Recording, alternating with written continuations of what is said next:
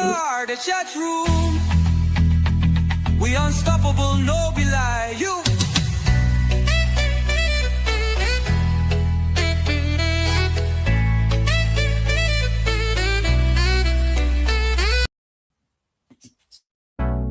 Yo. Now your matter with the talk. Your life, your wahala, your breakthrough, idea. Welcome to the chat room. This no be ordinary place. Now a solution, they show face. Lady Mary, they lead the way. With guess where go blow your brain. Talk your matter, make we solve them. No judgment, just love and wisdom. We did discuss, we did learn. Every episode you gon' feel the burn. Oh, the chat room. Now here we define the way. Oh, the chat room. Oh yes. We go talk and clear, no delay. Oh, it's interactive, educative, informative, and unapologetic. Oh, the chat room. We unstoppable, no be lie. You, hey, the chat room. Hey, now here we define the way. We chat room. We go talk and clear, no delay. It's interactive, educative, informative, and unapologetic. Oh, the chat room. We unstoppable, no be lie.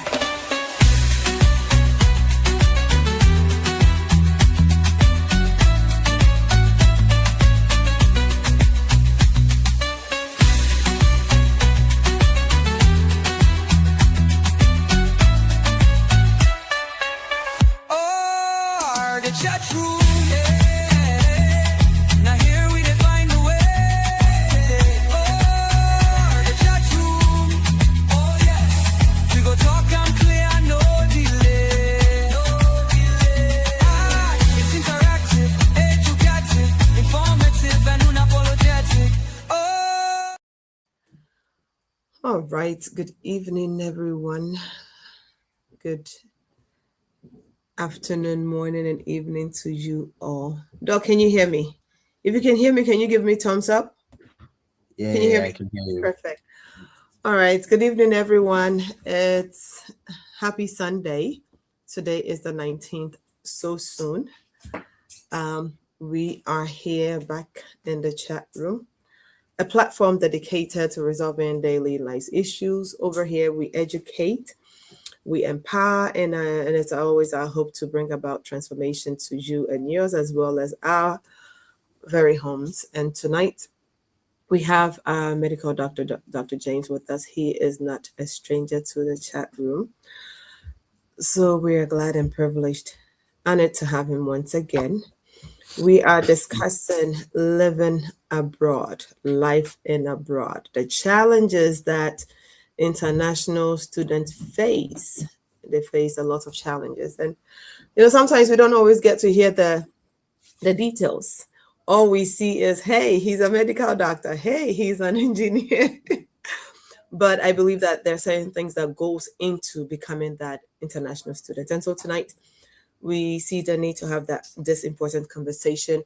I'll let Dr. James introduce himself, and then we'll keep the ball rolling. Doc, welcome. Yeah. Okay. Thank you. Thank you so much. So, my name is James. Nice to meet you. I am originally from Ghana, so that's why I'm wearing the black star thing, because I was watching the World Cup. I went to school in China. I went to medical school in China.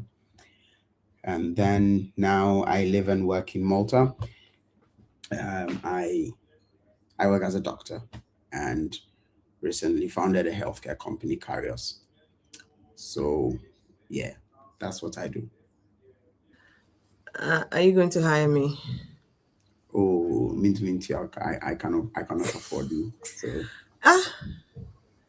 oh, Davy, I cannot afford Okay. you. Okay. We'll talk backstage. No. This one, I won't take that for an answer. We'll talk backstage. You have to hire me. Oh, yeah, we'll talk about Welcome. that. Congrats. Thank you. You know, our conversation, it says challenging faced by international students, living abroad, obviously. And so my younger brother, it's at UC, University of Cincinnati, engineering student. And before we came live, I was just asking him, I was telling him that I think international students face a lot of challenges. And he mentioned one thing that these days it's even hard for international students to get internship because companies do not want to, have to deal with helping them secure maybe a resident, permanent residence Yeah, or a stay. yeah. But anyways, when we say international students, what exactly are we talking about? So basically, we're talking about someone who is from another nation studying in another nation. That's basically it. So someone who is not a local of a country, studying in that particular country.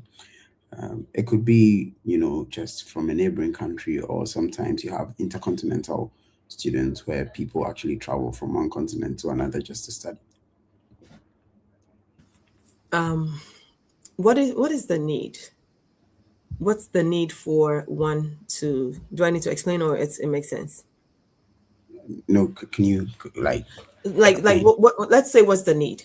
I know most times, people travel for greener pastures, but what would you say is the real reason why people really travel from another To continent, another study. country to study? I think, okay, so I would speak for myself, right? To be very honest with you, when I had to go to university, I was 18. And I now looking back, I didn't know what I wanted to do. And unfortunately, I didn't get like anyone to say sit me down and say do A, B, C, or D. So really and truly, I started an engineering program before I switched to medicine. Um yeah, I studied telecommunications engineering for a year in Ghana. And then I was going to go to medical school in Ghana.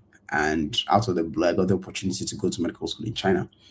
I was actually very intrigued because from a very young age, I had been fascinated with computers and machines and all this kind of stuff. So the whole idea of going to China was very, like I was wowed to go to China to actually see how things work. But little did I know that there was something called culture shock, which I never knew about. I had no idea what culture shock was. And so, yeah, I was a teenage boy. I was 19. I found myself there. And then all of a sudden, I had to be like, you just find yourself in the middle of a completely different culture that you have to immerse yourself into. So, so I honestly think that I wouldn't say there is the need per se for people to go and study abroad, from an academic perspective only, but from you being a complete human being. I think that different things work differently in different parts of the world, right? And so you going into a different culture, you kind of see things from a different perspective. You learn things in a different way. You understand things in a different way. You respect things in a different way, right? So I remember once I was driven away from class because I went to class 2 minutes late and I didn't understand why the woman was chasing me away from the class. But that's because the Chinese students would always be in class 15 minutes before the start of the class. So when the lecturer walks in, like the class just begins. If it's 9 o'clock, it starts at 9. But I went into the class at 9:02 and the woman told me to get out. And I said, like, why? I just came at 9:02. Because I mean, I was from Ghana and for us, we were a bit, like we were not that strict. Yeah, but then when I found myself there, I realized that okay, it's a different ball game. 3 o'clock is actually 2:45. So yeah, I had to kind of unlearn everything which I have learned up until then, and then relearn everything again. And in my case, I had to learn a different language. So that's you find all of those challenges like different language, different food, and there's another thing which people don't realize is different social life. I find this that sometimes people find themselves in different countries and they become very lonely, where they have no family, they have no friends. And so unfortunately a few people slide into depression, a few people slide into bad company, Yeah. and people don't find just they don't find a community where they can belong. They don't find a community where they can speak to other people or where they can make friends. So yeah. Wow. How do you say how are you in Chinese Ni language? hao ma. Eh? Ni hao ma. Nanaya. Nanaya is watching. She couldn't join us today. She lost her mother-in-law. Right. She, okay. So I know that you're fluent in speaking this. And how long did it take you? Have you always been someone that was intrigued, or maybe you love to learn other languages, or how long did it take you to learn this? No, look, I've always been a curious kid. I've always been I was a curious kid, but I didn't know I was curious about languages. Okay. So when I went to China, the first 3 months was purely Chinese language. So first 3 months we studied Chinese. But then you see, China is one of those countries where no one speaks English to you. No one actually speaks English. So And how so are you managing? So how about the lectures and things like that in school? but officially the lectures were in English, but Okay. in reality they were in Chinglish. They will mix English with Chinese. So Chinese. you just had to. And I learned it the very hard way when I landed in China the very first time. So I landed in Beijing, capital airport, Mhm. and at the time was the second largest airport in the world. And I had to go from Terminal 2 to Terminal 3 or to Terminal 1. I forgot. I had to go from one terminal to the other The other. to fly to Shenyang, where I was going to school. And I couldn't read Chinese. I couldn't speak to anyone, and I was just following the signs.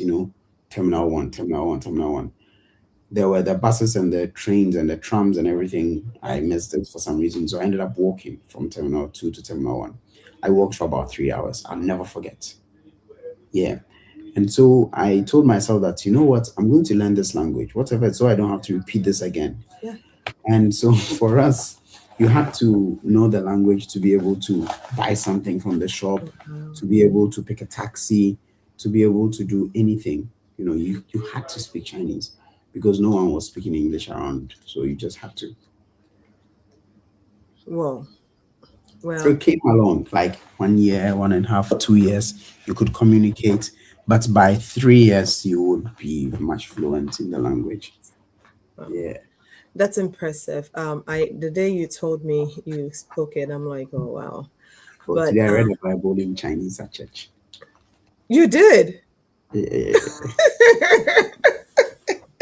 Should I grab my Bible so No, and they actually caught me off guard because today Okay. was an international day in church, right? And Okay. so we read the Bible in different languages. Okay, what did you let's hear what Bible chapter. Oh, What? it was Colossians 1 verse 16 to 17, I think. Okay. Yeah.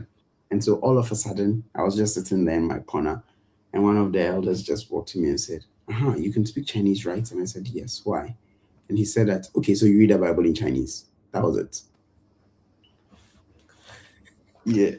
And then I had to. Okay. Do you have the verse open up for us or not No, yet? no, I'll send you a video when I see the video. I'll send it to you. Yeah. Anyways, that's impressive. So let's look at the challenges that students actually face. I said earlier that most times people only see the after fact, right? Yeah. Yeah. Of the whole journey. We don't see the entire journey and the nitty gritty and the details, but we see, oh, he's graduated. Wow, he's smart. He's a medical doctor. But we don't know the lack of sleep, the sleepless night, the challenges, the hunger, the starvation. I'm sure all of that goes to play. Can we let's talk about that. Right. So I think that apart from the culture shock which comes in, there's also the educational shock which comes in the sense that you are accustomed to a particular educational system, right? and then all of a sudden you have to switch to another type of educational system. And the truth is that people from different parts of the world study differently, and different educational systems work differently. And so you having to adapt and switch to a new educational system is one thing. Being in my case, before medical school, I always believed in understanding something. So I would want to understand the concepts. I would want to understand something, and then I'd be able to work my way around it. But medical school was not like that. Okay, you didn't have to understand anything. You just have to know, because from a very early age you don't understand so much. They just want you to commit a lot of things to memory, and then the understanding comes as you go along. But then I didn't know how to deal with all of that, so it got really overwhelmed, right? And the thing is that if you were back home, there would be someone to speak to, there would be someone to cry on to. But in this case, there was no one. There's no one to cry on to, so you had to deal with it yourself. And especially most people spoke, not English. So Yeah, I was a bit lucky that I had some friends, right? So I had some friends who were also international students who could speak English. There were a few Ghanaian people in my school. There were people from all over the world who would speak English. So we had an international community. But even so, it's not the same as you being home. And there was also the big problem of time difference. I was 8 hours ahead of my parents. And so I had to literally like target when I can call my parents, when I cannot call them, when I can. I was 12 hours. I think, yeah, I was 12 hours ahead of my sisters. And so I had to, like, you have to always think about when you can call who and all this kind of stuff. You have to wake up in the middle of the night to make calls. It was stressful. And even the food, it's different kind of food where you had to. I mean, because of that, now I am not picky at all with food. Because of life in China, now I eat everything which comes my way. So I had to learn to eat whatever um came my way. because you don't So have the luxury of having what you're used to, you yeah, know. yeah. Mm, So it's either you eat what you can, or you starve, or you cook whatever you can cook. You know, mm. some people are good chefs. Some people are not very good chefs. Most guys, or let me say for myself, I can cook for myself. You know, oh, someone said he was an international student in Shanghai. Hi, ni hao.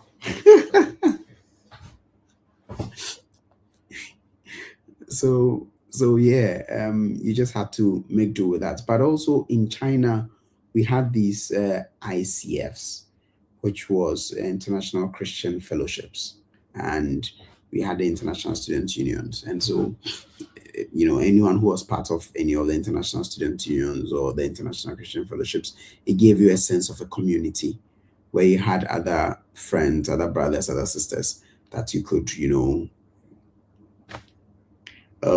hao how ma, or how where and how. But the how you're writing is not the right how. The how you're writing is a how for number. It has to be the other one. But Hey, so this one yeah, is what? How are you? yeah, he's asking me, how are you? Are you okay? That looks like a computer. Yeah, it's just Okay, it yeah, looks like a monitor, like a screen to me. yeah. And also you have to learn how to make sense out of that.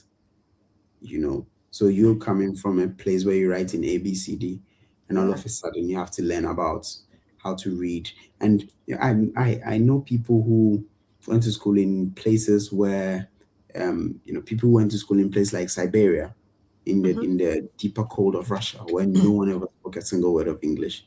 And so they were being taught in Russian. Or people go to school in Brazil where they have to be taught in Portuguese. People go to school in Israel Yeah. and they learn in Hebrew, you Yeah. know. And so there's a problem of the language, the culture, the loneliness, and You know everything what? else with it. Let's look at the financial aspect because for me, Oh yeah. that's so important. Okay. aside everything, so the language is an issue. It's a Yeah. barrier, I should say. But I want us to look at the financial. And thank you all so much for tuning in. Pastor Bernard, thank you for joining. I owe you a call. We have our father, Daddy. He is all the way in Germany, Mr. Daniel Ado. Thank you for tuning in. Nanaya, thank you for joining us. And everybody else that is tuning in. If you have a family or you yourself have experienced any hardship with being an international student, please just click on the share and you can share it with people that could benefit from our conversation tonight. Let's look at the financial aspect, because I know that when you are traveling, right, as an international student, the school will give you a breakdown of what you need, what your tuition entails and everything, your feeding, your dormitory and all that. Do people actually come as an international student prepared?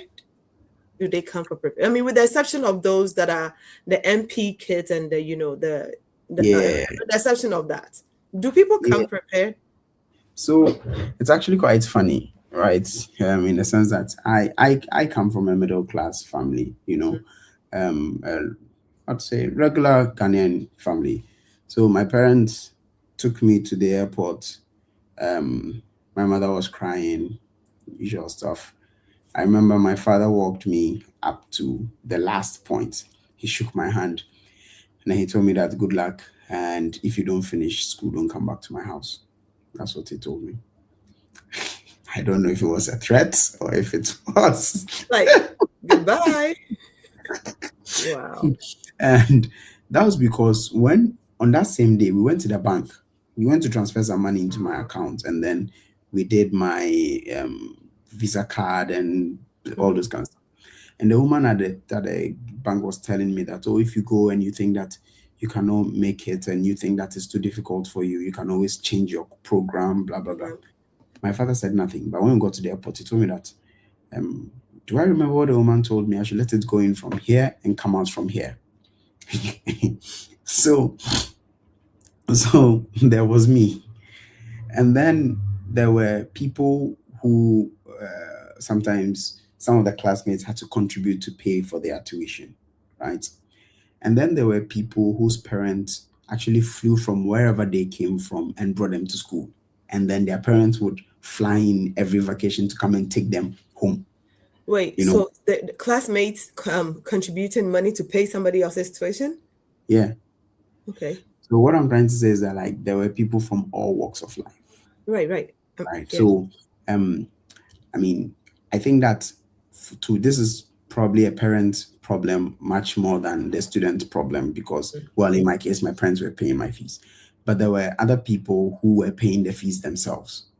There were some students who would do all forms of things, all forms of jobs here and there, and then they would be running around to try and pay their fees, right? But I also know that in my case, because I was away for 6 years, and this was between 2013 till 2019.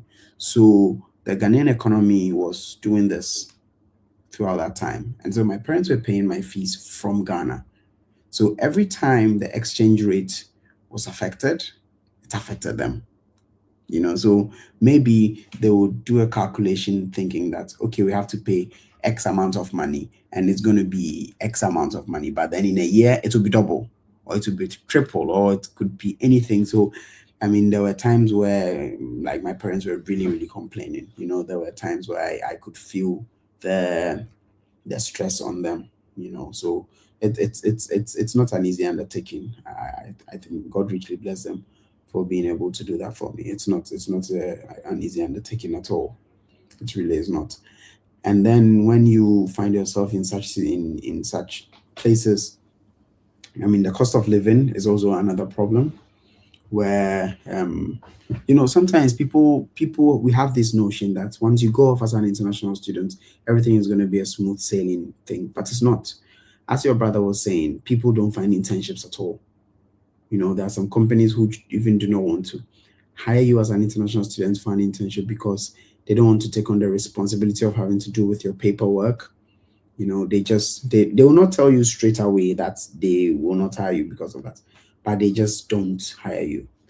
um And so there are those problems too that a lot of international students have to go back home after spending all that much money with a hope of, getting something in the countries for which they study in, and that does not happen sometimes.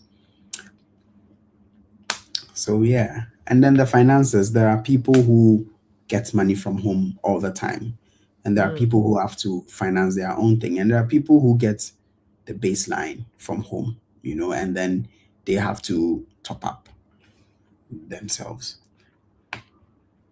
So You know, I don't know if we have numbers on top of our heads or even out there, but do you think there's a percentage of students, or there are, that maybe get kicked out of their programs without, just because they couldn't keep up with their fees, or um, yeah, paying for their dorms and things like that? yeah, some people unfortunately drop out because of that. It's sad. And you see, with what your dad said, thank you so much, Clara. So, with what your dad says, that if you don't finish school, don't come back home. We don't know whether it was thank God that you finished and you finished well, right? But we don't know as to whether that was a threat or whatnot. There are individuals that, um, I always say that everyone and what they can handle, Yeah, right? So there are some that you might say this to them and they get there and things are really tough for them and they are not able to communicate it because that sense of a warning has already been sent out. It was sent with them yeah, along the journey. So hmm, then in that case, what do you do? Because I know people that would they would not return back home. Maybe it's because their father or parents may have sold their cocoa farms, maybe their home, something valuable for the family have yeah. been sold to send them to school abroad. That's why I asked, is it really worth it? Would you say that is worth it? Is it worth it? Yes, Yes, I would do say you yes. think it's worth it? Yes, I So would that say so how about those that, for those that can complete or do all manner of things to finish? Yes, it's probably worth it. But how about that person who could not finish complete because of lack of funds, and maybe things got so tough? I can't imagine how many people. This is not to say local mhm, students, are not dealing with depression, but I'm thinking, or I'm imagining, that depression and anxiety rate might be higher among international students. that's very true. Because, right? Because if I live in Ohio with my parents and I'm going to school in Ohio or Florida, I mean, if push comes to shove, I can choose to drive, right, and make it. But for an international student, look at how long it will take them, Mhm, for them to go back. Let alone if your parents have sold whatever they had in their possession to make sure that they take me through school and things yeah, are not working, things are not adding up, then I can't go back. yeah. So do you think that, I don't even know how to say this, parents should have it at the back of their mind that it's 50-50, that chances are your child your child could go and make it, or your child could go and not make it? What do I you think think? I think that first of all, it's important for parents and students alike to actually realize that there's a big difference between schooling and education. Okay, so um, so Yes, so you can that's my sister. so I know. so you can actually go to school, Hmm. and you may not learn so much out of what you went into the area for, which doesn't make sense. And then you could go to school and you can learn so much from the culture, from the people, and all those kind of stuff. Mm, I had classmates who knew nowhere except school, church, the train station, and the airport. And that's not a life. So you mm, live in a city for 6 years and you know nothing about the city. You know nothing about the people. So what's the point? mm, So for people like that, I don't think it's really, really worth it. mm, Um, but then if you're going to a place and you're going to learn something new, you're going to change your mindset, then that is worth it. So the reason why I'm saying that is there are some people who may not necessarily complete their schooling, but they will learn something else along the way, which will become much more valuable to them in Valuable. their life, long term. Okay. And then there are some other people who, fortunately, when they drop out, they have learned nothing. I would say that I learned like entrepreneurship and hard work from China. And then I started learning how to say enjoy your life and have a quality life and slow down when you have to when I moved to Malta. Hmm. So Oh, you can go ahead. We'll read that later.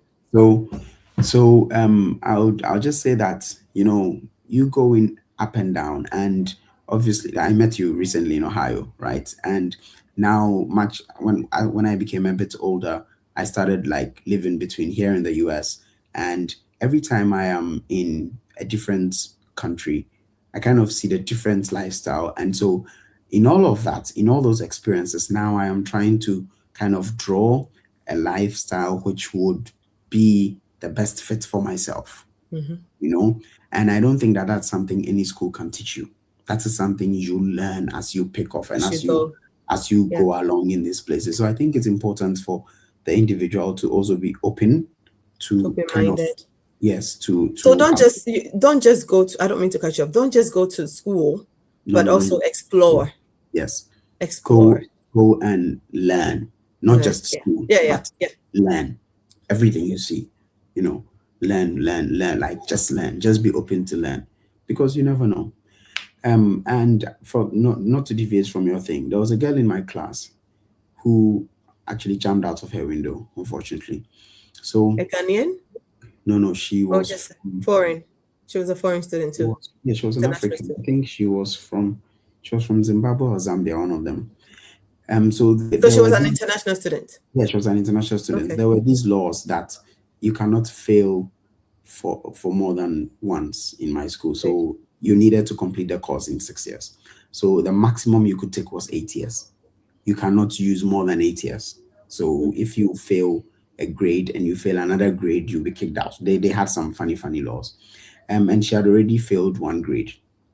And so she had like some, and then there were some specific courses that if you fail up to five of them, you cannot graduate. And she failed four. And so she was on a red line. And then unfortunately she failed another one. So the night she checked her results, she just told her flatmates, I don't know how I'm going to tell my parents. She jumped out of the window. Thankfully, she survived, but she survived with multiple fractures. Of course. Oh yeah, she was hospitalized for months. Um, Okay. So then after that, she could tell her parents. Someone called her parents and told them that's But you see, that's why I was talking about that, like the threat. Everybody and what they can handle. Dad told you, if you don't finish, don't come back to my house. Okay. I don't know what her parents may have told her. yes. I'm just saying.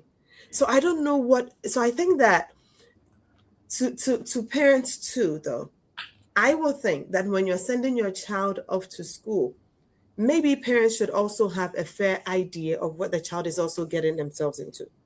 Yes, but I think the parents know. I think the parents know. I feel that the problem is that at that stage of our lives, we don't understand what failure is. We don't understand that failure is part of life and that it doesn't is not the end of it all. You know, Do you not think it's an African thing? see, The reason why I said parents should know, Doc, because I feel that most times they will send you off for mhm, with the hope that you're going to seek greener pastures and you will yeah, come back to help the family, right? yeah, Maybe help your brothers, help those that are after you, help your yeah, father, help your mother, help the family. yeah, Most times, majority of the people, I think that is the case. And so I'm thinking maybe some of us will some people will sell their farm and whatever it is in their possession to send you off in hope that you can also come back and take care of the family back home. You get it? yeah, And most of the times it's like it doesn't matter what happened out there, just go and make it. Just go and make it. Forgetting that there's a stress factor, there's this anxiety. There's You the know, weather. okay. Thank There's the you. weather. Yeah. And I can't imagine how cold it is in that place where you Um, went to school. Okay. yeah, you guys So do I Fahrenheit. don't think they fully factor all those in. I don't know. No, no, and even me as a student, I didn't know exactly what I was putting my And head into. I just went and I just found myself in it. But I think that I was excited, so it was easier to kind of adapt, because okay. I think that if I was forced to do it, it would have been different. But Different. no one forced me to do it, so I just took it as it came by. So you're passionate about it. So I guess being passionate about whatever it is you want to do helps. Yeah, but to be honest, I don't think I was that passionate at that age. I didn't know what I wanted to do with You my didn't life. know. Honestly. But you Yeah. said earlier that you have always been curious. You've Yes. always wanted to learn. Yes. I've always been curious. That's I have been and I still am. So I'm always curious about things. It's like, how does this thing Just work? want to What's know. Yeah. this? Like I want to know, I want to understand. What is this one? What is that one? So that curiosity kind of helped me, Guide you you through. know, Yeah. yeah, to be able to navigate through it. But in all of it too, I have always been a very I've always been a very strong and firm believer in God. Mm. And so all throughout, God factor. I mean, yeah, the God factor is something that you can never get out of. Yeah. And I always believe that God is the one who looks after people. And so Yeah. I always believe that God will look after me. And Mm. so whenever something was not so right, I always believed that it will be fine. It's just a matter of time, it will be fine. So Hmm. yeah, so that was the major thing. But then again, back to also, um I think in the second summer while I was there, I badly wanted a particular scholarship, and in our school the scholarship was money. If you made a certain grades and you did some extracurricular activities and stuff like that, they will give you money. Okay. Like they put money in your hands. So we all wanted that. And I couldn't make one scholarship. I was really devastated. I was really broken. Like I was very, very heartbroken. I was very devastated. And so I called my dad. I remember I told him that, hey, let's go and we'll go again. Ashon. Like, me I will not do this. Did you forget his message that you were sent along with? No, you see, when I was going away, I deferred my previous program. So I didn't Okay. quit. I Okay. deferred Okay. it. So I said I You was did. going to go back to it. Okay. Interestingly, when I called him, I was expecting him to shout at me or something. He said nothing. He said nothing. He didn't say a single word. Hmm. He just let me rant when he asked me if I've eaten, blah, blah, blah. And the next day he called me. And then he started telling me some stories. He told me about one guy I know, one of my friends' father. He told me that when they were in sixth form or so, that guy failed. He Hmm. failed math and physics or whatever. And no one ever thought he would be able to do anything, but he became a very good architect. And now Hmm. he's very successful. And his cousin spent 4 years instead of 3 years to finish one course. He became a very good mining engineer. He Hmm. started telling me like failures of the Yeah. Yeah. people Yeah. that I look up to, and he Hmm. told me about his own failures in university as well. And then he was like, it's normal. It's part of Yeah. life because there has to be the day and there has to be the dark, the night for you to have a complete cycle. So Right. think about this as the night and the sun will rise again, something like Hmm. that. I was actually very surprised because I never expected my father to be able to speak to me like that. I had never seen him speak like that.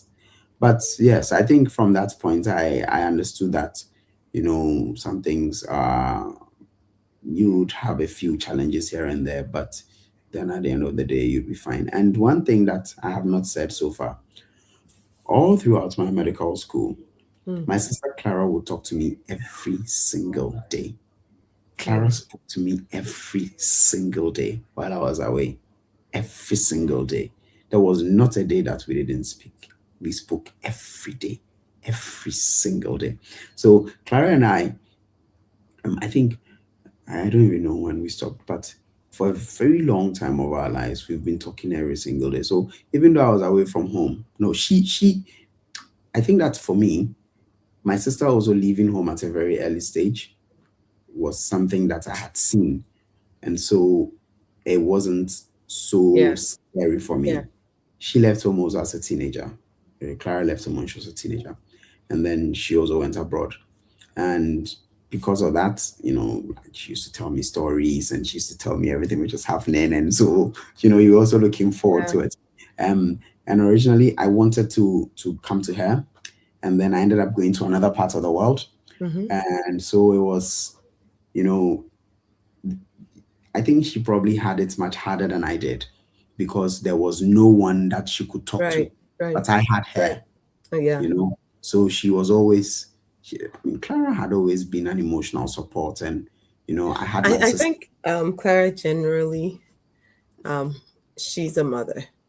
Yeah, And when I say a mother, I'm not talking about biological. Like she has yeah, that yeah, nurturing thing in her, even for, I that's how I see her. She's yeah, naturally nurturing, and so I could see, I could see that. exactly. So she really sorted me out on that level. So I wouldn't say I was as lonely Yeah, as other you had people. you had someone.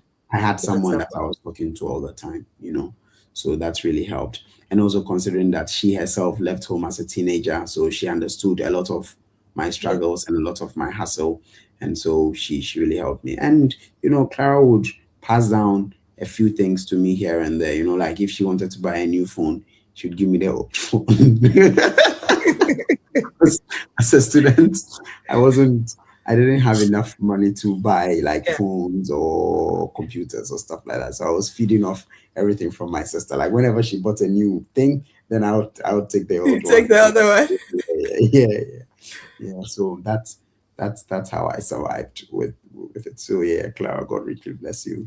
Like she really looked out for me. So you see, it's. hmm. I usually advise people that if you want to travel outside, it's better if you have at least one person. That you can count on. Yes.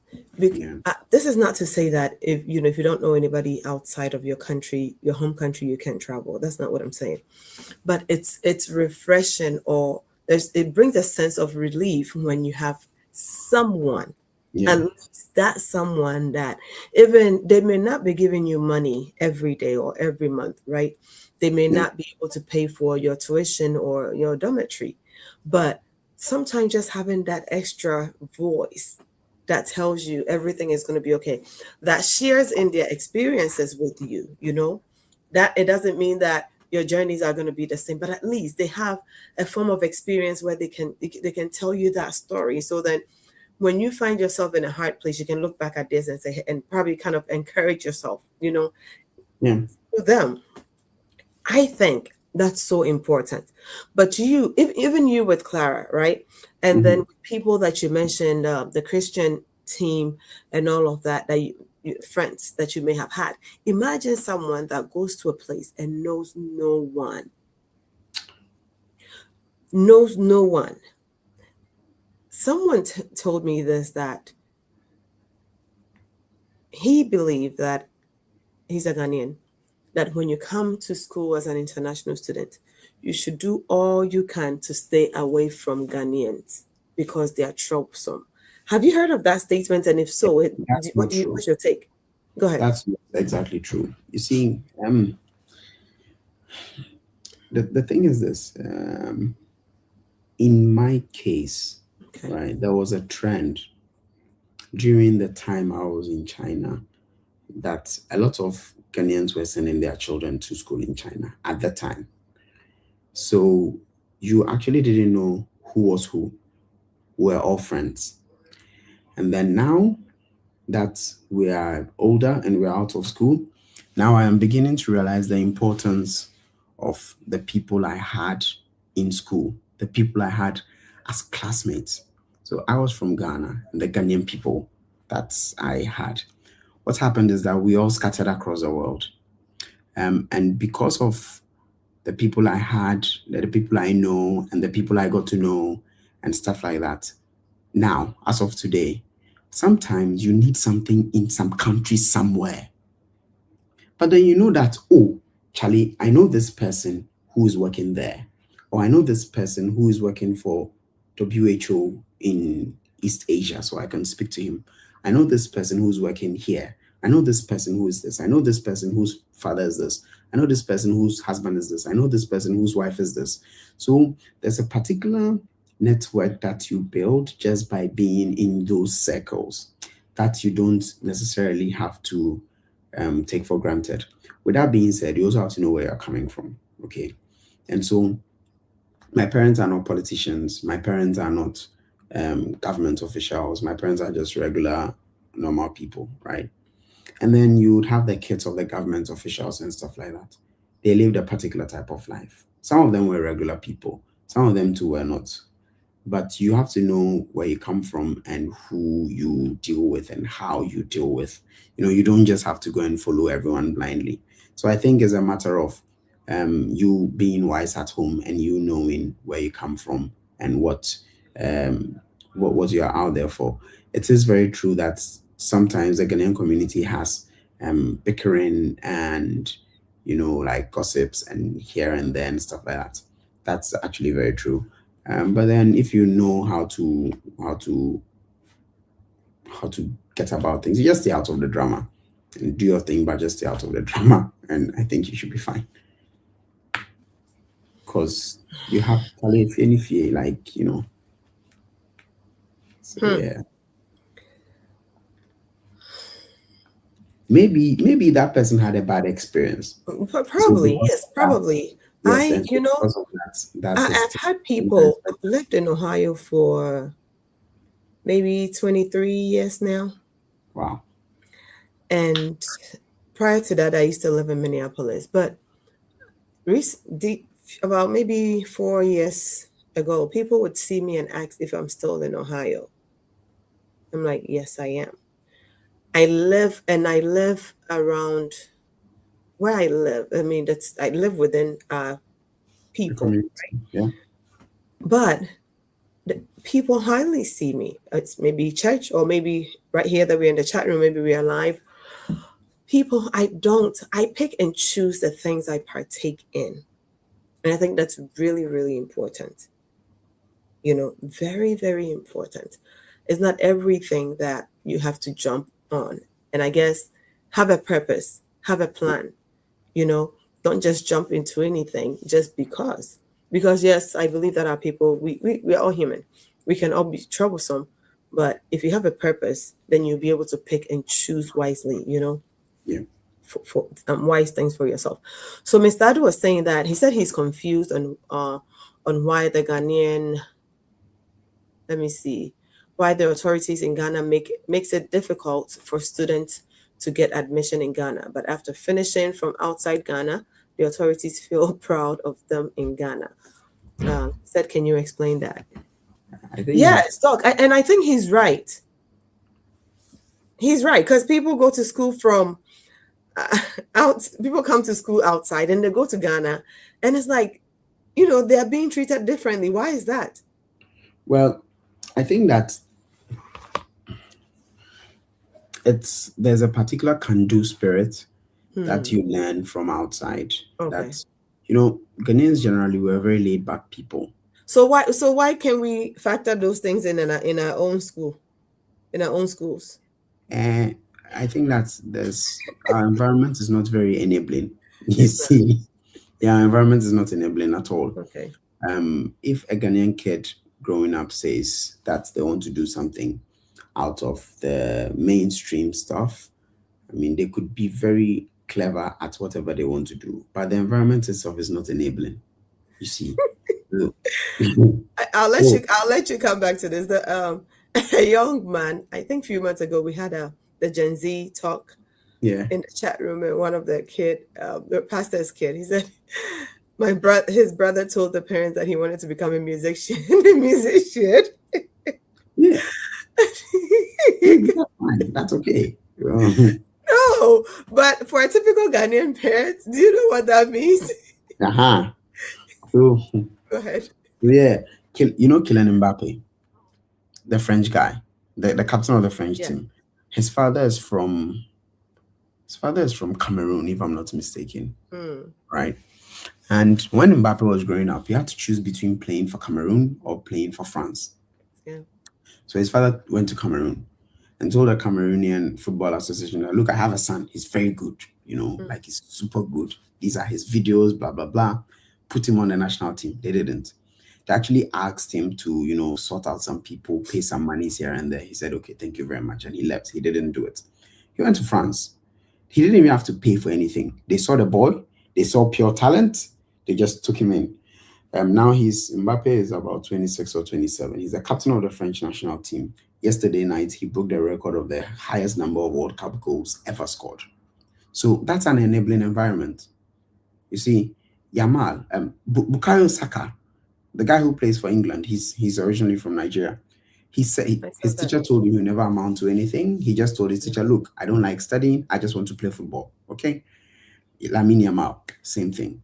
But these kids do things which are out of the ordinary. Right. But you have to be in the right environment for those things to be able to thrive. Some plants can only grow in some specific things. True. So you could be very good in some artistic things, but then the Ghanaian environment may stifle you. Or we may not see don't forget, I believe the Ghanaian society, for example, is a society where children who speak out are labeled as being arrogant. Disrespectful too. Disrespectful. And so we don't encourage people to speak up. Yeah. So what that does is that you breed a lot of timid people in adulthood who cannot actually stand up for themselves, who cannot fight back, who cannot, who always get oppressed and depressed. And so, yes, I think that when people go out, then they actually see the possibilities of what they can do. And so now they go back with the mindset that, look, we can actually do this. It's not abstract that maybe someone would do it, but then we can actually get it done. And so I think that's what hits a bit different from foreign schooled, foreign trained people and then locally trained people, and I see that because a lot of times my father had told me that I was a crazy kid. Till now he still says it, but now he says it with a pinch of salt because at least now some of the things I say, it sounds crazy to him, but he sees me do it, right. And then now he's becoming a bit accepting, but yeah, he called me crazy so many times. Well, oh wow. So yeah, were there any more questions? No, earlier, no. Clara was saying, talking about the importance of us being able to use our network is really important. I remember when I forgot what topic we did at first, but I reached out to Clara, not even knowing that you were a medical doctor then, and I gave her my topic. She's like, "Oh, my brother is." I'm like, yeah. And here we are. So I really believe that. Go ahead. What did you want to say? No, I was going to say that I don't remember what time exactly. No, I don't think it was when I came in May. I saw you in May. Right? So April. We had the chat before. No, but when I met you in Ohio, April, May. Yes. Yeah. And then before then, I had come around in January. And something happened in January. So in January, I was in New York. And then one of my classmates from medical school, she sent me a message, Mariam. And she was like, "Oh, I'm in New York. I'm having a baby." And then it just happened that around that same time, she was having a baby.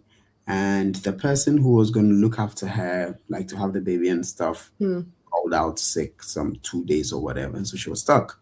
I just happened to be on holiday and I happened to be in New York.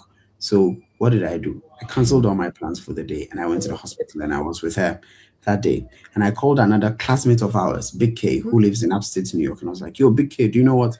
My mom is having a baby," and blah, blah, blah. And so within that same day, everything was sorted out. And like everyone is going about their own business, but at almost every point in time, you always know someone somewhere who would be able to to sort out something for I you. agree. So Anyways, yes, that's really thank you, important. Mark Gladys, for tuning in. So, in a nutshell, international students coming or traveling abroad to study, it's something that you would encourage, is important, but then Yes. students should also have it at the back of their mind. They may not have the full package, as to what is before them. Things will begin to unfold as they Yeah. get here. It could be bad, good, or ugly. Yeah. But one important thing is, don't just leave it to church, school, and we're home. Yeah. Explore, learn Explore. other things. Yes, so that if today or tomorrow, if that particular course that you've chosen does not work or fall through, you have something else to fall back on. Yes, the course may work, but then when you take two graduates from a school with the same program, Mhm. both of them may not be exactly the same kind of people, you know, because there are some skills that you learn that cannot be taught in school. Right. Like, for example, like understanding people from different cultures, or being able to speak different languages, Hmm. or being able to do other things, no one can ever teach you, and you never know. Those skills are what may actually be the key to your success in future. So learn whatever you have to learn. Like, be open to everything. Take risks. Take calculated risks. Okay. Accolades. Um. Yeah, very calculated risks. But if you go and the risks go the other way, I'm not the one who advised you to. So yeah, Interesting. like, yeah, especially if you're young and you don't have any solid responsibilities yet. The beautiful thing about being young is that if things go south, you can always restart. Always Okay. restart. Yes. So take calculated risks, but just make sure that there are risks that you can come out of. You Mm. know, if it's Yeah. some risks that you cannot come out of, then I'm sorry for you, but Yeah. um, Please, he's not. I don't know what risks you guys are planning on taking if you are watching, but in all thy gettings, get wisdom, get oh yeah, understanding. yeah. Get Wisdom. wisdom. Yes, there are so many different. I know people that are international students, but they have side hustles like selling T-shirts and so Yeah, many different things, wigs and things like that. So there are several ways to go about it. DJs. Th- Yeah, one of Thank my you, Doc. Go classmates ahead. was a DJ. He was, Yeah, mhm. Yeah, you yeah, could if you're good at MCN. Hey, go for yeah. it. Something. Do you Start. know this guy, Wadamaya? Uh-huh. Yeah. Do you know Wadamaya? I was in the same city with Wadamaya. I was in the medical school. Wadamaya was in the aerospace school. Okay. Wadamaya actually studied to be an aerospace engineer. Okay, he Hmm. graduated as an aerospace engineer. He's an aerospace engineer. But while we were in school, I remember every single time we would have any event, he would be the MC. But the Maya was always the MC. He always liked cameras. Hmm. So he always liked being in front of the camera. So Hmm. he'd be the MC at church. He'd be the MC whenever it was somebody's birthday party. Hmm. He'd be the MC when it was a wedding. That's how he started. And he started making these funny, funny Yeah. videos. Before he used to make skits, no one even thought he was going to blow up. Hmm. But now, Wadamaya is not known as Yeah. a Yeah. aerospace engineer. The guy didn't Hmm. even do anything about aerospace engineering. Hmm. He went full on YouTube. And right now, Yeah. he's Yeah. arguably the biggest Yes. YouTuber from Ghana, He is. you know, and he found it through his time as an international student. Hmm. So he may have gone to learn aerospace engineering, but he learned about emceeing and being in front of the camera. And now he's He's yeah. whatever he is. And Hmm. it has nothing to do with airplanes. Right. So yeah, you could be Makes like sense. Wadamaya. You go to learn one thing, you learn another thing. So that's what I mean by take risks, like be Yes. open about things. Yes, Yeah. please. We're not talking about 419 here, please. No. No, no, no, no, no, We no. are we are we are we are, we are That diligent. Yes. now Interpol is really wild on the one. They are watching. Yeah, yeah. Thank you so much for coming. How would you we want you to say thank you for watching the chat room with us tonight in Chinese. Oh, thank you for watching the chat room with us. Okay. So actually there are two types of saying thank yous. There's the singular and there's the plural. Okay. So unlike English. Okay. All right. Fichan gan share ni man go like Tanja Womenda Jawe. So it's like thank you very much for participating today in our program. I'll see you backstage. Yeah. Thank you so much. We appreciate you for making time to join us. So next Sunday, we're looking at the same topic, but from a professor's perspective. I have a friend who is a professor in Texas, and so he'll be looking at it because I'm sure professors do get complaints and they deal with a lot of these things. So next week Sunday, we'll be looking at that. We appreciate you for coming. Well, I'm glad that your father gave you that warning and you took it seriously, and here you are, a beautiful medical doctor doing an amazing thing. We appreciate you. Thank you, Clara, and thank you, Dr. James, for coming.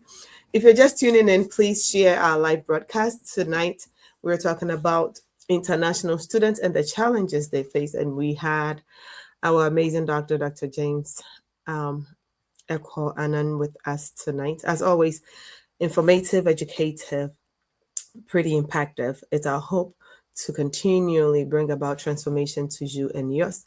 This is where we end tonight's session right here in the chat room. If you came late again, please click on the share button and share it to someone else that this can benefit. My name is Lady Mary Boydu, your host for the chat room. See you next week. Yo, yo, yo. Now your matter with it talk. Your life, your wahala, your breakthrough, idea. Welcome to the chat room. This no be ordinary place. Now a solution they show face. Lady Mary they lead the way. With guess where go blow your brain. Talk your matter make we solve 'em. No judgment, just love and wisdom. We they discuss, we they learn. Every episode you go feel the burn. Oh, the chat room. Now here we define the way.